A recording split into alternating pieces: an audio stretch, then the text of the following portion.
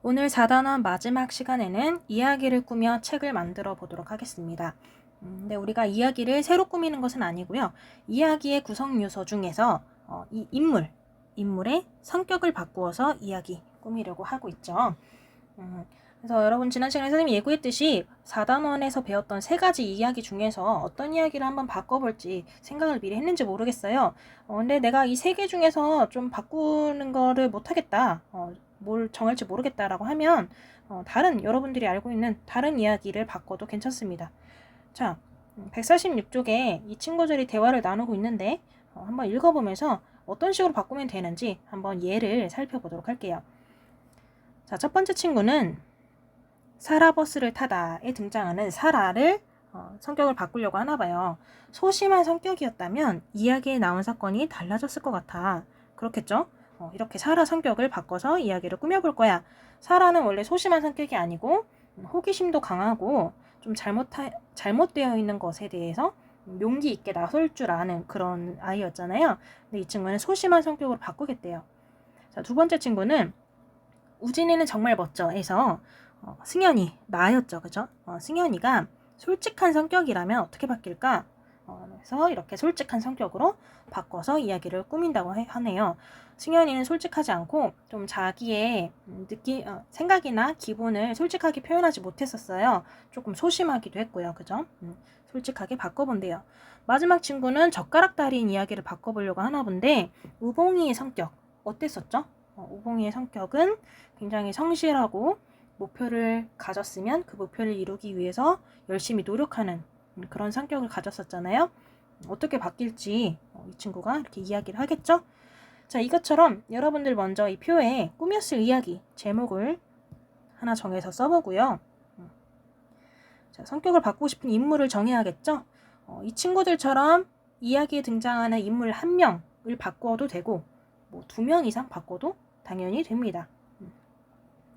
자, 1명만 바꿔도 이야기가 굉장히 달라질 수 있으니까 1명도 괜찮아요. 자, 인물의 원래 성격 있죠. 여러분들이 파악할 수 있는 원래 이야기에서 그 인물의 성격. 그리고 내가 만드는 새로운 성격. 자, 위에 친구들처럼 사라는 소심한 성격, 승현이는 솔직한 성격.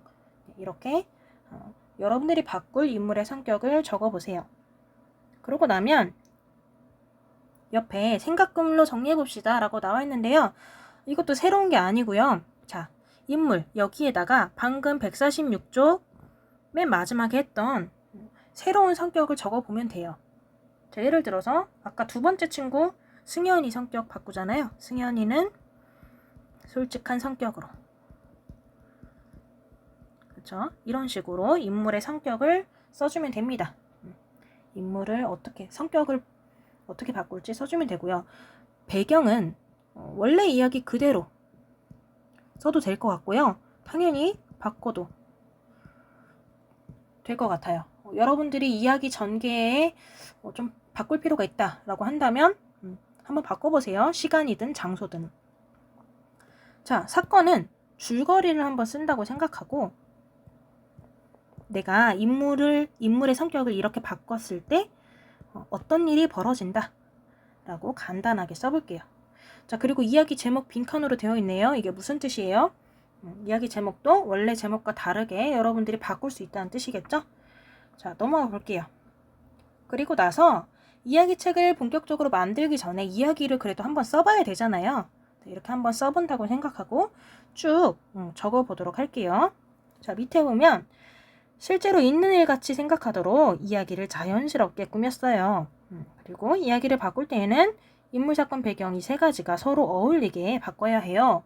당연한 이야기죠. 그래서 자, 다른 친구들이 만든 이야기책 한번 살펴볼게요. 부침 11 활용해도 되고 다른 방법으로 이야기책 만들어도 됩니다. 지금 여기 보면은 굉장히 모양이 다 다르잖아요. 그죠? 자, 선생님은 여기 몇 가지 눈에 띄는 거 좀 볼게요. 자, 이 책 볼게요. 이 책. 자, 제목 보니까 젓가락 달인의 실제. 자, 어떤 이야기 바꿔 썼는지는 알겠어요. 근데 이 친구는 제목을 조금 더 바꿨는데 자, 실체 이렇게 하니까 뭔가 비밀스러운 이야기, 미스터리한 이야기 펼쳐질 것 같고 제목을 굉장히 흥미롭게 잘 붙인 것 같아요. 자, 그리고 여기 가운데 볼게요. 가운데 이 친구 보면 자, 사라라가 등장하는 거 보니까 무슨 이야기 바꿔 썼는지 알겠죠? 근데 이 친구도 역시 이야기책이 일단 모양이 독특하고요. 여기 보니까 나쁘던 사라가 선수가 된 빵 터지는 스토리. 이게 제목은 아니에요. 그죠? 제목은 아닌데 뭔가 예고편처럼 흥미를 가질 수 있게 읽고 싶게끔 이렇게 써줬어요. 요런 거 좀 참고해보세요. 그 밖에 다른 책들도 다 잘 만들었는데 요거 보니까 독특한 모양으로 이쁘게 정성이 들어가게끔 만들었고요. 여러분도 만들 수 있는 모양으로 한번 이야기책을 만들어 볼게요. 자, 여기 나와 있듯이 아까 말했듯이 자, 원래 책 제목과 다르게 제목을 정할 수도 있어요. 그리고 149쪽에 나와 있는 것처럼 친구들 관심을 끌 수 있게 표지를 꾸며봐요. 자, 물론 이야기 내용도 굉장히 중요한데요. 제목과 표지, 겉에 딱 봤을 때 흥미를 끌 수 있는 그런 요소들도 무시하지 말고 한번 잘 고민해서 만들어 보도록 할게요. 자, 이런 식으로 선생님이 설명한 대로 이야기책을 실제로 만드는 것은 여러분에게 맡길게요. 한번 재미있는 이야기로 잘 만들어 봤으면 좋겠습니다. 4단원 마지막 쪽 151쪽인데요. 자, 여러분들이 이야기 하나를 정해서 이야기의 구성 요소, 인물, 사건, 배경을 잘 정리할 수 있다면 4단원 열심히 공부해서 마무리가 된 거라고 볼 수 있을 것 같아요. 이렇게 여기까지 4단원 공부하느라 고생 많았고요. 이상입니다.